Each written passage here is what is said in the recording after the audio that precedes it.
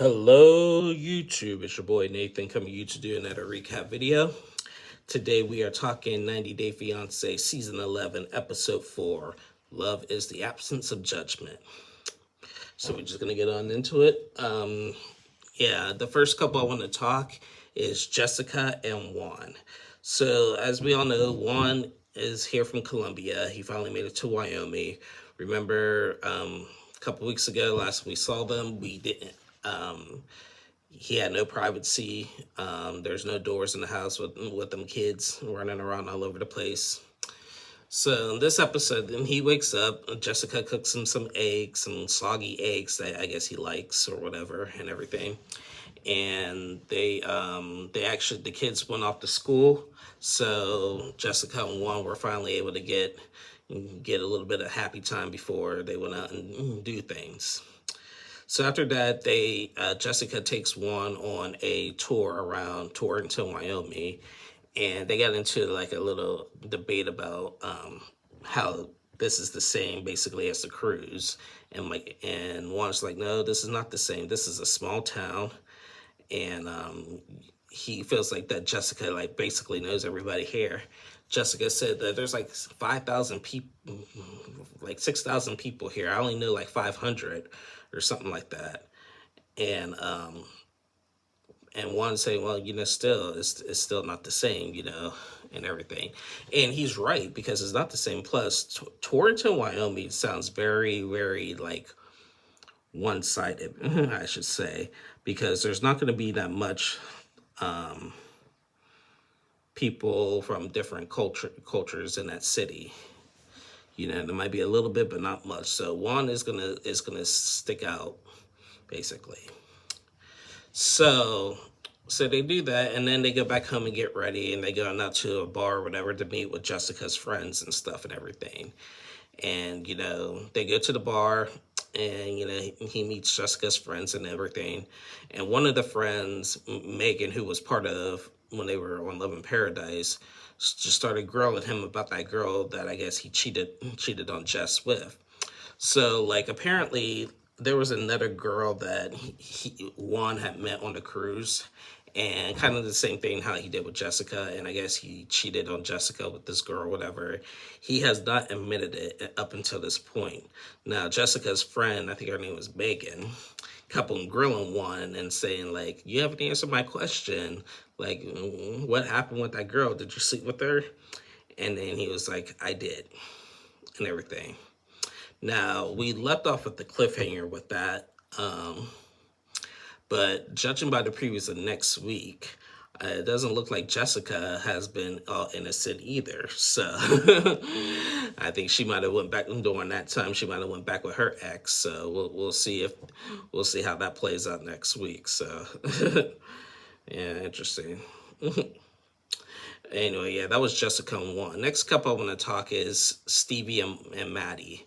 So, Maddie, as we all know, is from Iran, and he's here. This is like a big culture shock for him. He was, last week in like New Orleans, just in awe, just seeing the people dance and everything and stuff.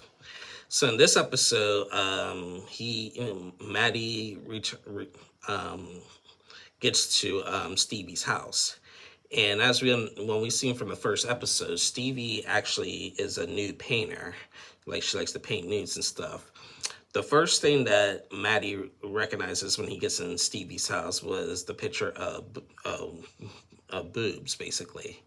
And he was like, there's like a lot of boobs here and everything and whatnot and everything. And Stevie had even showed him a new drawing of him and her and stuff, and he was like a little shocked by that and everything.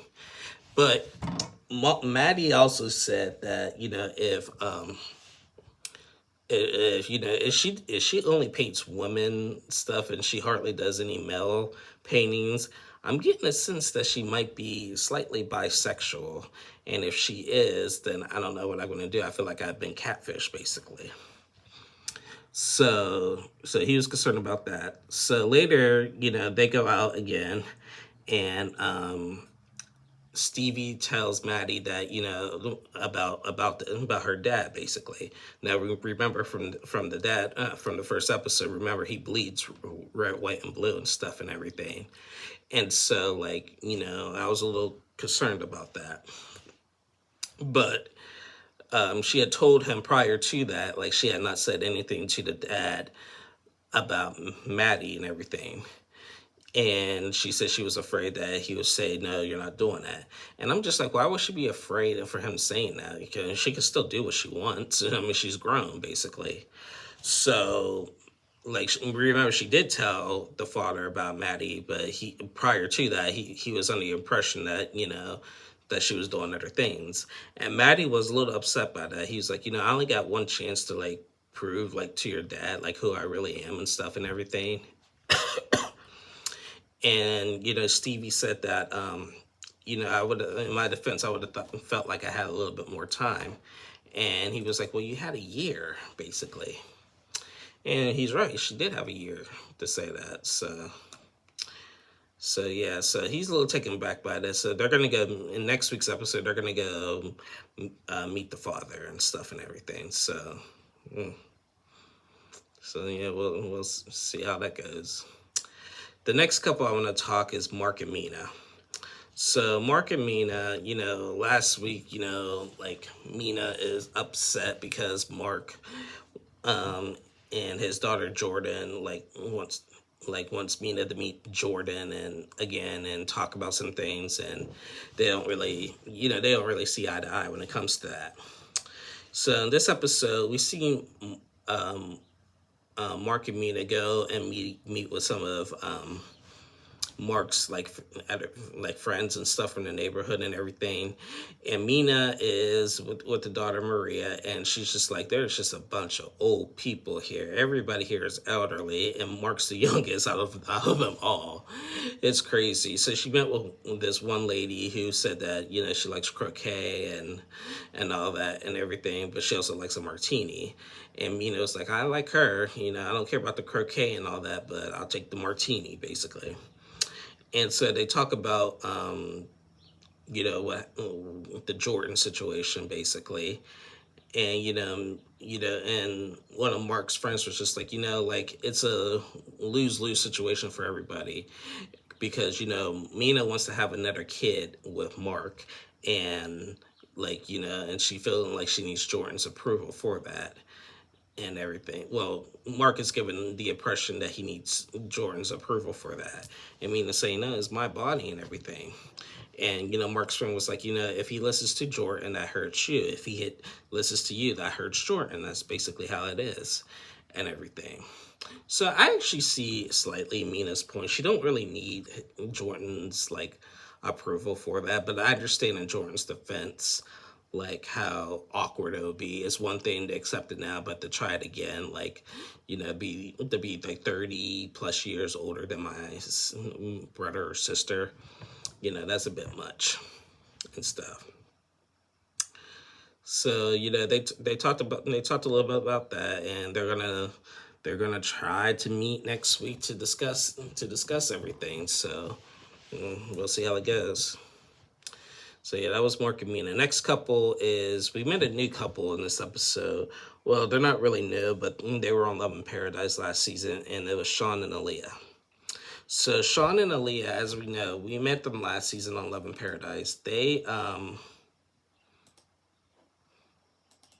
give me one second. Sean and Aaliyah, Aaliyah's from Brazil, and she's a trans woman.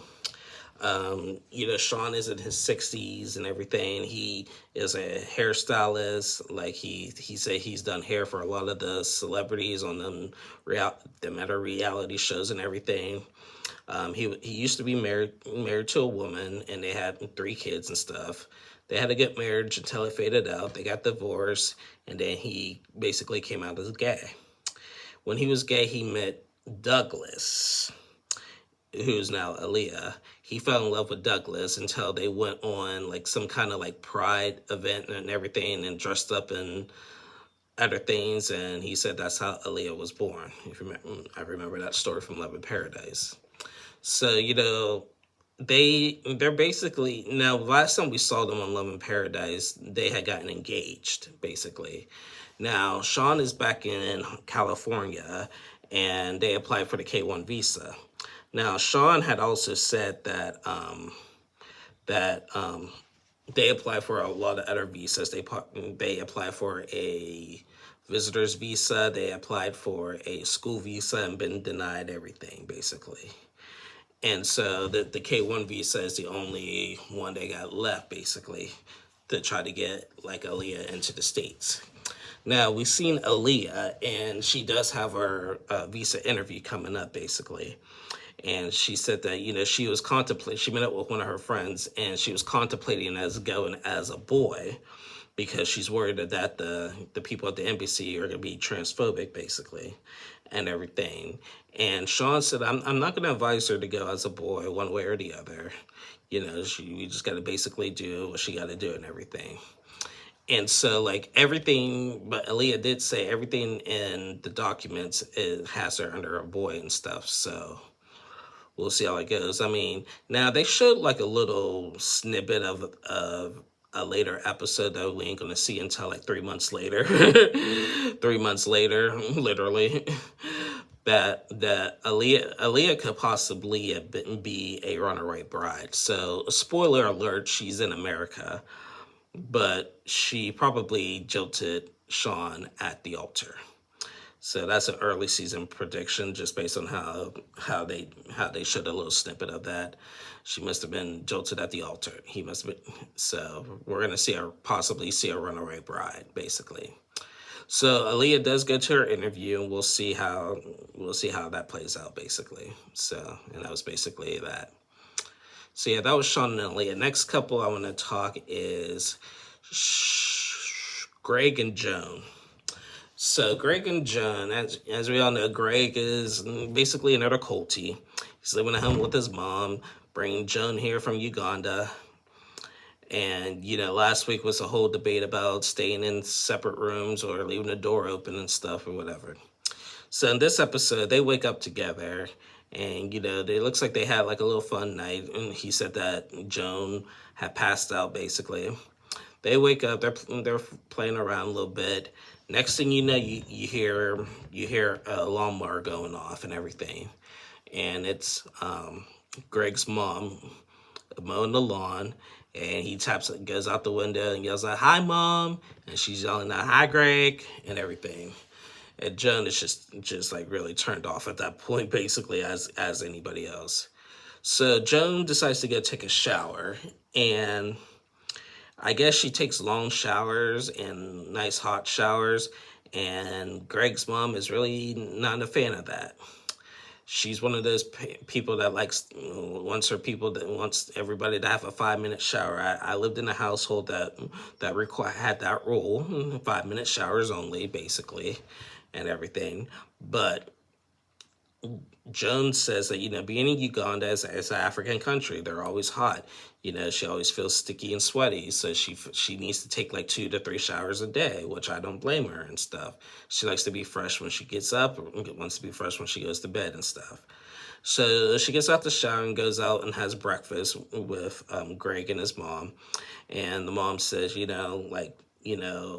take a lot of showers, that's basically going to affect the bill and everything, and everything. And, she tried to explain herself with that and everything. And I'm just like, let the girl breathe. Yes, I understand. Like, it's the mom's house, her rules and everything, but let the girl breathe. She is coming from an African country, a hot African country. She wants to be clean. We understand, but at the same time, Greg ain't paying rent, so as he should. So it is what it is. So later, Greg and Joan go out to the supermarket and, do some shopping. Joan's taken back because the prices here for groceries are ridiculous, which is true. It is. She's like, in Uganda, it's not nearly this expensive or whatever. So they had a conversation. Greg was supposed to had applied for this job, this like state of New York, this like New York job or whatever, and it was supposed to pay some good money, and he declined it. And when he declined it, the mom was even surprised. She was like, "You declined a job where like you got a girl coming in here and everything. You guys are gonna need the money." He was like, "Well, I just didn't think that like the job was really meant for me. Like, I wouldn't have been miserable at work, but I also wouldn't have been happy, either." So he tells Joan that, and Joan's like, "Why would you deny that job?" And he was just like, "Well, I wanted to spend a lot of time with you, like when you got here and stuff. We only got 90 days, basically."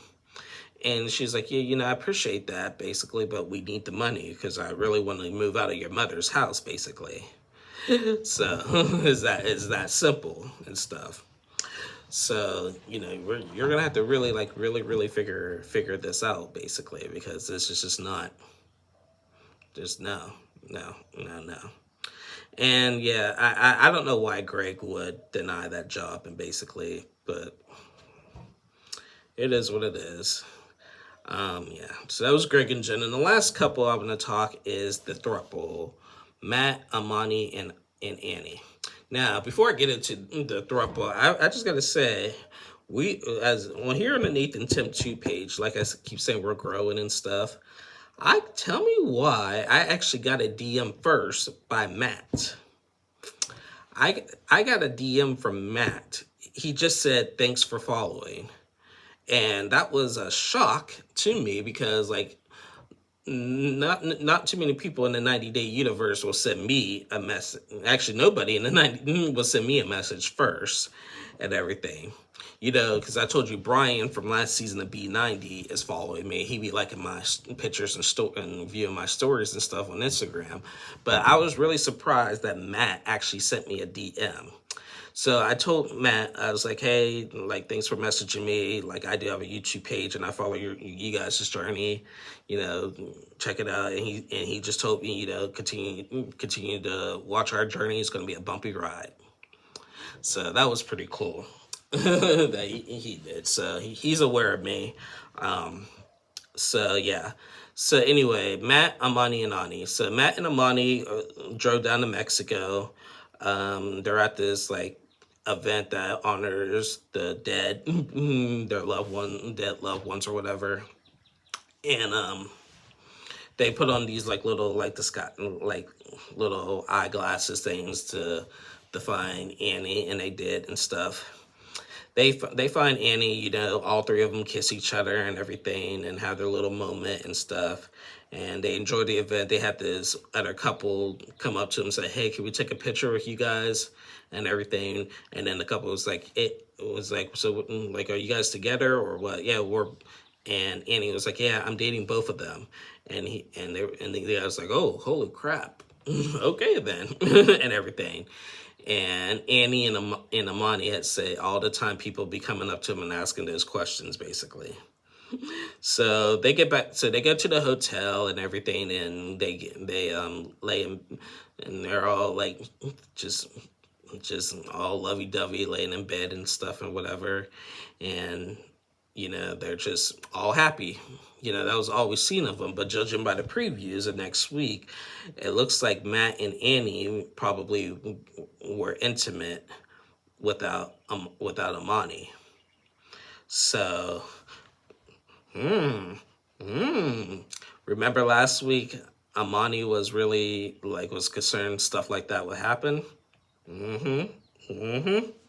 See, hate to say I told you so. Hate to say I told you so. so yeah, that was the throuple. And that was it. We did not see Sarper and Shekinah in this episode. I think we'll see every couple next week. Yeah, good episode. It's slow and steady. Mark and Mina are bringing the drama and stuff and everything. I'm not gonna complain about it. Nah, I'm not doing it today. Definitely not doing it today. Yeah. Anyway, guys, that's the end of my review. Please like and subscribe to my channel. I'll be back on Tuesday and Wednesday to do the part 1 of the Married at First Sight reunion. Again, I'm not doing last resort until the last episode and the tell-all. So until then, I'll see you guys in a couple days. Y'all stay safe and have a good one. Please like and subscribe to my channel. Like I said, we're growing every day. So love you guys. See y'all later. Bye.